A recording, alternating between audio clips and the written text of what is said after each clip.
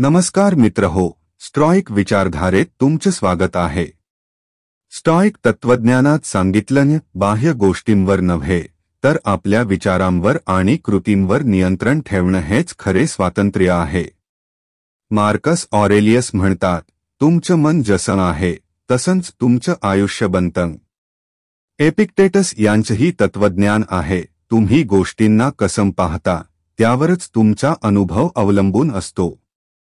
जर हे विचार तुमच्या मनाला स्पर्श करत असतील तर आमच्या चॅनेलला लाईक करा, सबस्क्राईब करा आणि तुमचं मत कमेंट सेक्शनमध्ये नक्की शेअर करा. कारण विचार शेअर केले तर ते प्रेरणा बनतात आणि प्रेरणा हीच खरी बदलाची सुरुवात असते. आज आपण अशा विषयावर बोलणार आहोत जो अनेकांच्या आयुष्यात एक कठीण वळण घेऊन येतो, ब्रेकअप. या वेदनादायक प्रसंगानंतर मानसिक स्थैर्य कसे मिळवावे यासाठी स्टॉइक विचारधारा आपल्याला कोणते मार्गदर्शन करते हे आपण पाहणार आहोत. भाग 1. ब्रेकअपनंतरची भावनिक स्थिती. ब्रेकअपनंतर मनात अनेक विचार येतात. का असं झालं, काय चुकलं, ती तो परत येईल का, या प्रश्नांनी मन अस्वस्थ होतं.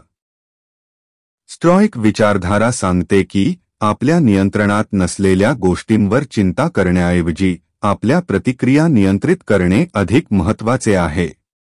एपिक्टेटस म्हणतो, आपल्याला काय घडतं यापेक्षा आपण त्यावर कशी प्रतिक्रिया देतो हे अधिक महत्त्वाचं आहे. भाग 2. दुःखावर मात करण्यासाठी स्वनिरीक्षण. स्टॉइक तत्वज्ञान आपल्याला शिकवते की दुःख ही एक नैसर्गिक भावना आहे, पण त्यात अडकून राहणे आपल्याला पुढे जाण्यापासून रोखते. त्यामुळे आपल्या भावना ओळखा, त्यांना स्वीकारा, पण त्यात अडकून राहू नका. सेनेका म्हणतो, दुःख टाळू नका, पण त्यात बुडून जाऊ नका.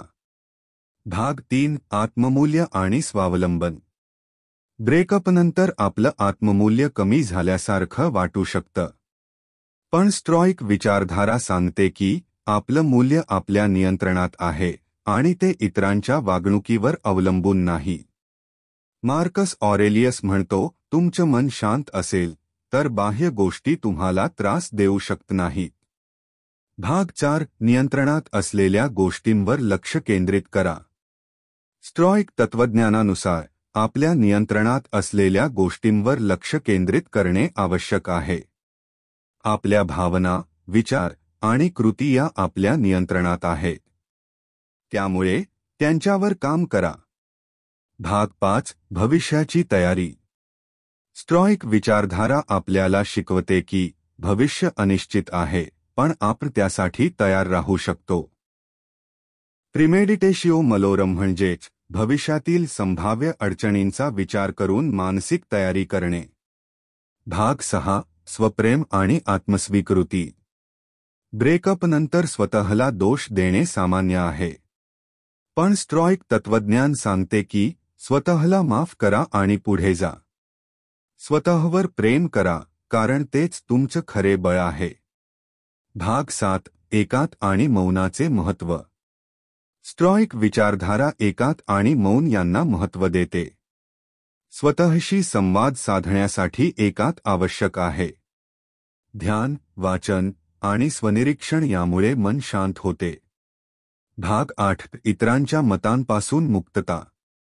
स्टॉइक तत्वज्ञानानुसार इतरांच्या मतांवर अवलंबून राहणे आपल्याला अस्थिर करते.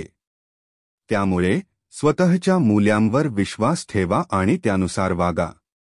भाग 9. प्रेमाचा नवीन अर्थ. स्टॉइक विचारधारा आपल्याला शिकवते की प्रेम म्हणजे समर्पण आणि स्वातंत्र्य यांचा समतोल. प्रेमात स्वतःला हरवू नका, तर स्वतःला अधिक चांगले ओळखा. भाग 10. आयुष्याची नवीन सुरुवात. ब्रेकअपनंतर आयुष्य थांबत नाही, तर नवीन सुरुवात होते. स्टॉइक विचारधारा आपल्याला शिकवते की प्रत्येक अडचण ही एक संधी आहे आणि ती संधी स्वीकारा. मित्रांनो, हा व्हिडिओ तुम्हाला उपयुक्त वाटला असेल तर कृपया आमच्या YouTube चॅनलला लाईक आणि सबस्क्राईब करा. तुमच्या प्रतिक्रिया आणि अनुभव खाली कमेंटमध्ये नक्की शेअर करा. आम्ही अशाच प्रेरणादायक विषयांवर पुढील व्हिडिओ घेऊन येऊ. धन्यवाद.